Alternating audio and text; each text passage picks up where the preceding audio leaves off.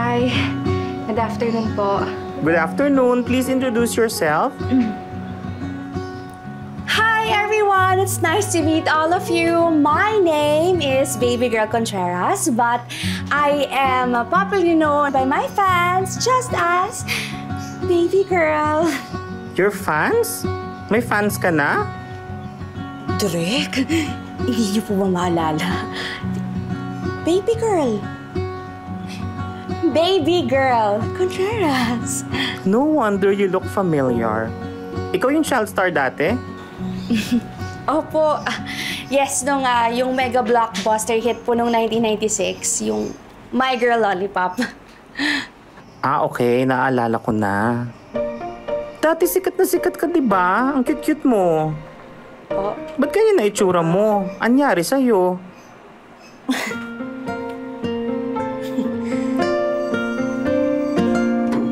Ay, naku.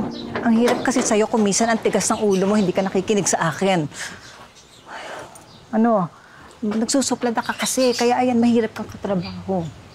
Ma, hindi ako nagsuplada. No, kulang na nga lang. Yakapin ko lahat ng mga tao na nandun sa room. Miski nagvi-VTR para lang mapansin ako. Oh, bakit na thank you girl ka na naman? Ha? Ay, naku. Sinabi mo ba sa kanila kung sino ka? Sinabi. Imposible. Ma, promise. Sinabi ko talaga. Introduced myself. Sabi ko ako si Baby Girl Contreras. Kumanta ka ba? Di ba pa naman ako kakanta? Yun ang hit single mo. Doon ka nakilala. Kung ginawa mo yun, nakilala ka nilang lahat. Gusto mo sa auditions para sa role ng isang manananggal, bigla akong kakanta ng I Think We're Alone Now. Alam mo, yun ang mahirap sa'yo eh. Masyado ka nagmamarunong eh. Tandaan mo, baby girl, ako ang manager mo. Ako ang nakakaalam kung paano buhayin yung lintik na karir mo. Okay ka lang, sis? Ito naman, matapos naman akong pahiyain tsaka lait-laitin ng mama. Tatanungin mo talaga ako, sis, kung okay lang ako. Ba, kasalanan ko pa ba? Uy, bakla. Bakit pa kasi nagsasali ka pa sa mga audition sa ganyan? Kasi nga yung nanay ko nga makulit, hindi nakikinig. Sinabi ko na nga wala nang nakakaalala sa akin eh. Wala na nga nakaka-recall. Diba, sa my baby girl, of my girl lollipop. Ito kung nanay ko lang talaga yung parang feeling niya talaga magre-return of the comeback ako eh. Sis, na-trivia lang sa'yo. Nung panahon na sikat ka pa, wala pang MRT, LRT pa lang meron. O kaya nga. Oh, for sure, pupusta ako. Yung mga fans mo, nag-move on na. Yung iba may apo pa. Diba?